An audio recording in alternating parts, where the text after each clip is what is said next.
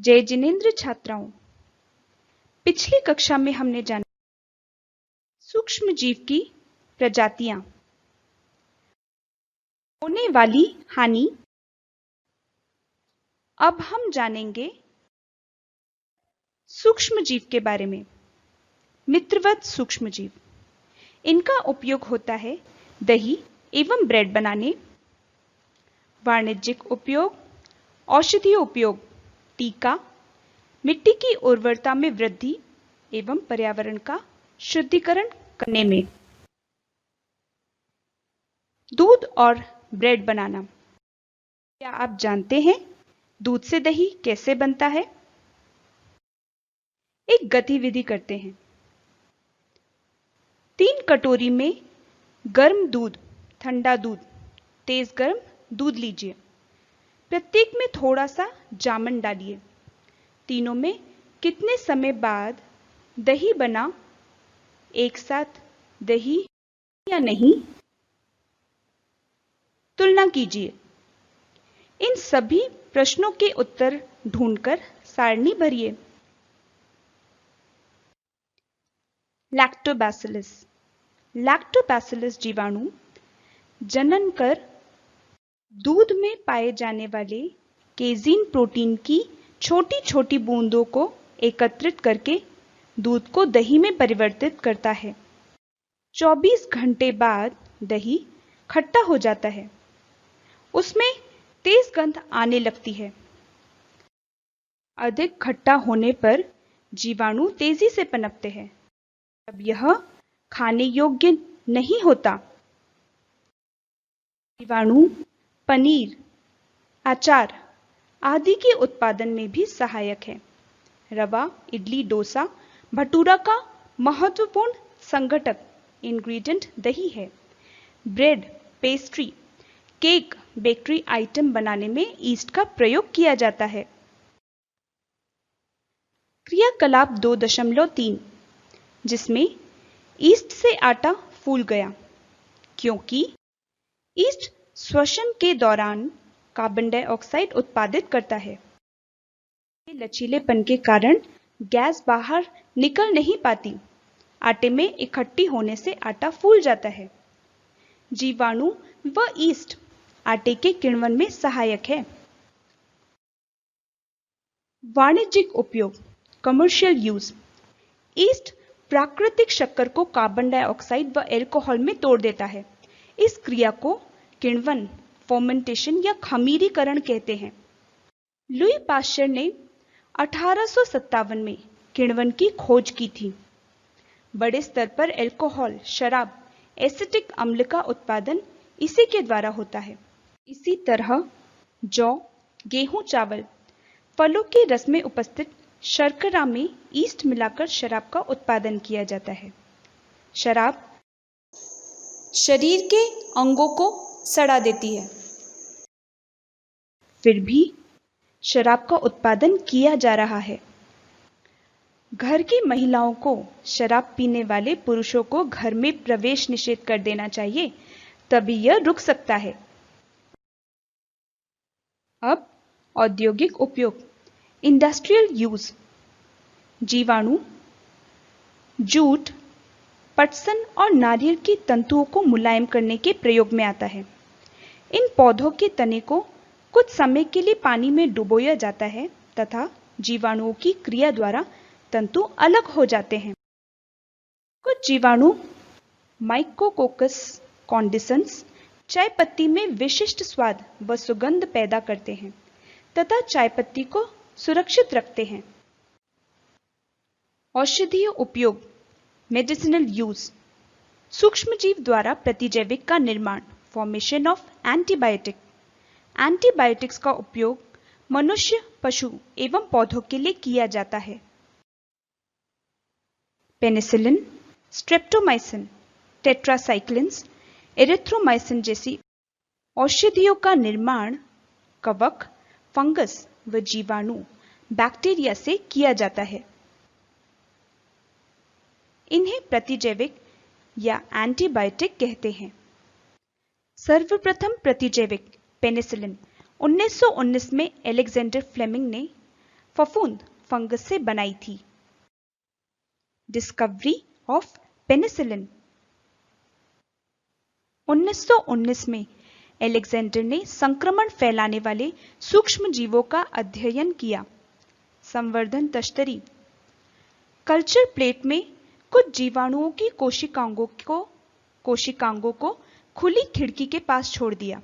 तश्तरी में जीवाणु कोशिका बढ़ना शुरू हो गई, फफूंद भी बढ़ने लगी। पूरी तश्तरी में जीवाणु का समूह फैल गया, केवल फफूंद वाले स्थान को छोड़कर। फफूंद अपने आसपास का स्थान साफ करती जा रही थी, जिससे जीवाणु मर रहे थे। फ्लेमिंग ने इसे पेनिसिलिन नाम दिया।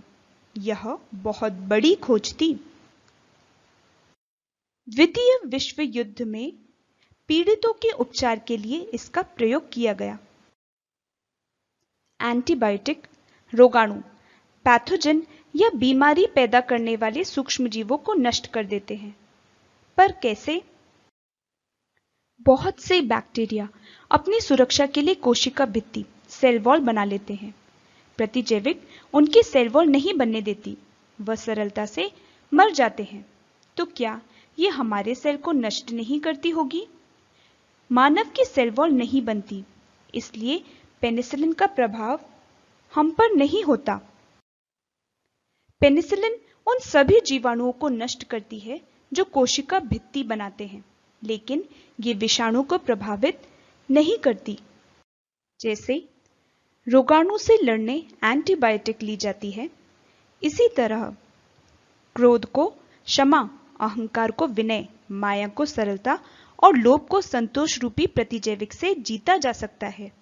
साथ ही इनके प्रति सावधान होना भी आवश्यक है। एंटीबायोटिक लेते समय सावधानियां। डॉक्टर की सलाह से निश्चित समय तक लेना चाहिए। ज्यादा एंटीबायोटिक लेने से शरीर के उपयोगी जीवाणु नष्ट हो जाते हैं। असामान्य blood clotting, allergy, kidney stone, fungus होना, आंतों में सूजन, डायरिया, मोटापा बढ़ना आदि समस्या उत्पन्न हो सकती है। हो सके तो इन कृत्रिम एंटीबायोटिक के सेवन से बचना चाहिए। पशु आहार में भी प्रतिजैविक मिलाए जाते हैं तथा पौधों के रोग नियंत्रण के लिए भी इसका प्रयोग किया जाता है। यहाँ क्या हो रहा है? आपने देखा होगा, आपके घर में नवजात शिशु को समय समय पर डॉक्टर के पास ले जाते हैं। ऐसा क्यों? ऐसा टीकाकरण, वैक्सीनेशन के लिए किया जाता है। टीकाकरण टीका द्वारा किया जाता है जो सूक्ष्म जीव से तैयार होता है। टीका वह पदार्थ है जो स्वस्थ व्यक्ति में किसी विशिष्ट रोग को फैलाने से रोकता है। जब रोग फैलाने वाले सूक्ष्म जीव हमारे शरीर में प्रवेश करते हैं तो उनसे लड़ने के लिए हमारा शरीर प्रतिरक्षी एंटीबॉडी उत्पन्न करता है। यदि मृत सूक्ष्म जीव को शरीर में प्रवेश करा दिया जाए तो शरीर के सेल उसी के अनुसार लड़ने प्रतिरक्षी एंटीबॉडी उत्पन्न कर रोग पैदा करने वाले सूक्ष्म जीव को नष्ट कर देते हैं। यह एंटीबॉडी हमारे शरीर में सदा बने रहते हैं, जिससे हमारी सुरक्षा होती रहती है। उदाहरण के लिए, मिलिट्री में शत्रु का सामना कैसे करना है, वैसी परिस्थितियां बनाकर इसका अभ्यास पहले से ही करा दिया जाता है, जिससे वे मजबूत बन जाते हैं, लड़ने के तरीके आने लगते हैं और वास्तव में जब युद्ध हो तो लड़ने के लिए तैयार रहते हैं। इसी तरह पहले ही कुछ सैंपल जैसे सूक्ष्म जीव शरीर में भेज दिए जाते हैं, जिससे शरीर लड़ने के लिए तैयार हो जाता है। आपको बचपन में ही टीके लगा दिए जाते हैं ताकि सेल एंटी एजेंट एंटीबॉडी तैयार कर ले। इसी तरह बचपन में मिले संस्कार व अच्छी आदतें जीवन भर बने रहते हैं। जैसे गांधी जी ने विदेश जाकर भी मांस, शराब का सेवन नहीं किया, भारतीय संस्कारों को नहीं छोड़ा और महान व्यक्ति बने। आपको भी महान बनना हो तो संस्कार रूपी टीका जरूर लगवाना। गतिविधि। आपको कब किस बीमारी से बचने के लिए कौन से टीके लगे, इसकी सूची तैयार कीजिए। किस किस बीमारी के टीके तैयार किए गए हैं, किसने किए हैं, इसे खोजिए। टीके निकट के अस्पताल में उपलब्ध होते हैं। आपने टेलीविजन व समाचार पत्रों में पोलियो के टीकाकरण के विज्ञापन देखे होंगे। यह पल्स पोलियो प्रोग्राम है। पल्स ड्रॉप वास्तव में एक टीका है। हैजा, क्षय, हेपेटाइटिस तथा चेचक जैसी बीमारियों को वैक्सीन द्वारा रोका जा सकता है। चेचक को विश्व से हटाने विश्वव्यापी अभियान चलाया गया, जिससे विश्व के अधिकांश भागों से चेचक का उन्मूलन हो गया। कहा जाता है कि एडवर्ड जेनर ने चेचक चिकन पॉक्स के लिए 1798 में चेचक के टीके की खोज की थी। अब पर्यावरण का शुद्धिकरण। एक गतिविधि करते हैं। 2 गमले लीजिए, गमला ए व बी। गमले ए में मिट्टी के साथ फल, सब्जी आदि छिलकों को डालिए। गमले बी में खेल खिलौने, प्लास्टिक, मेटल आदि के सामान को डालिए। 3-4 सप्ताह बाद आप देखेंगे कि गमला ए का रंग व गंध बदल गया। पौधे के अवशिष्ट व फल सब्जी के छिलके खाद में बदल गए व गमला बी ज्यों का त्यों रहा। इस खाद का पुनः प्रयोग कर पौधे पोषण प्राप्त करते हैं। इस तरह सूक्ष्मजीव द्वारा पादपों या जंतुओं के मृत भाग अवशिष्ट को सरल पदार्थों में बदलने की प्रक्रिया अपघटन डिकम्पोजिंग कहलाती है।